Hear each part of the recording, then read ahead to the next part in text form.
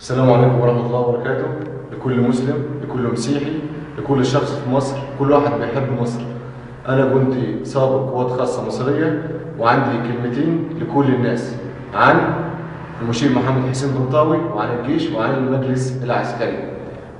واحنا بنود احتياط، واحنا بنود في الخدمة من أحدث عسكري لا أقدم رتبة. علمونا حاجة اسمها الشرعية الدستورية وحماية الشرعية الدستورية.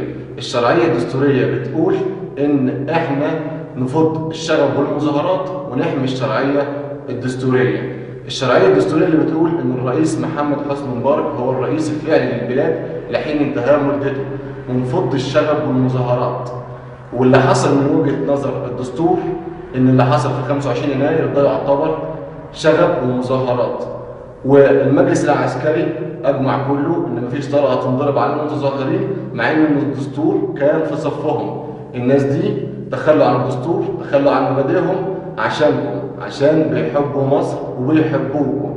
مفيش حاجة اسمها الجيش بيتكفى على الثورة، مفيش حاجة اسمها الجيش متواطئ مع النظام السابق، مفيش حاجة اسمها احنا ناس وناس. لا، الجيش انجح مؤسسة عسكرية في مصر وبيحب مصر وبيحب الناس كلها.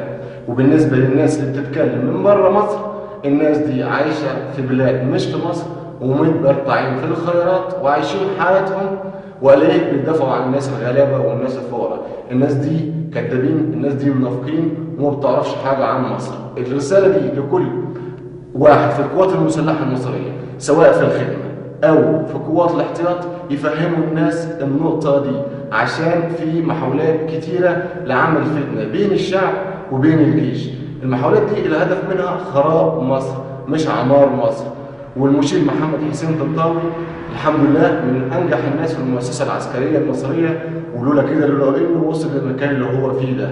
ومن 25 يناير ومن ايام الثوره، من اول ما بدات شراره الثوره والجيش نزل الشارع، كان هدفهم الوحيد ان هم يحافظوا على الناس كلها. طبعا نظام الثوره، طبعا ميدان التحرير، مسلم، مسيحي، طبعا اي حد كان مهمتهم ان هم يحافظوا على الناس ويحموا المتظاهرين. الرساله دي لازم الناس كلها تنشرها، الرساله دي لازم الناس كلها تبلغها. كل ضابط، كل صف ضابط، كل عسكري في الجيش، سواء في القوة أو في الاحتياط أو طلع معاش، لازم كلنا نفهم الرسالة دي للناس كلها، عشان ما يعملوش فتنة بين الشعب والجيش. والناس اللي بتطالب بمجلس رئاسي بدل المجلس العسكري، الناس دي ما بتحبناش، الناس دي ما بتحبش مصر.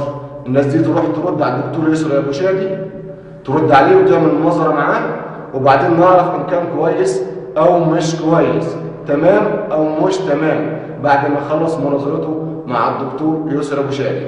وعنده رسالة لوائل غنيم. يا وائل يا غنيم، أنت خطبت من أمريكا واتكلمت، قلت هنعمل في الجيش زي ما عملنا في الأمن المركزي إن ما مشيش على هواكم. أنا بقول لك أهو، أنا جندي مصري احتياط، قوات خاصة مصرية، أقسم بالله العلي العظيم، أقسم بالله العلي العظيم ما في حد يرفع إيده على عسكري لنرجع مصر ونخليها تبقى سودة إن شاء الله على دماغكم أنتم الخونة كلكم.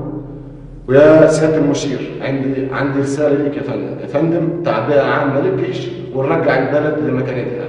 والسيد عمر سليمان، يا ريت يا فندم تخرج من صمتك وتوضح للناس اللي كان بتدور واللي لسه بتدور في البلد. لازم يا فندم تطلع من صمتك وتتكلم. وربنا يحفظ مصر وكل بلاد المسلمين، والرسالة دي لكل مسلم ومسيحي وكل نواحي. والسلام عليكم ورحمة الله وبركاته.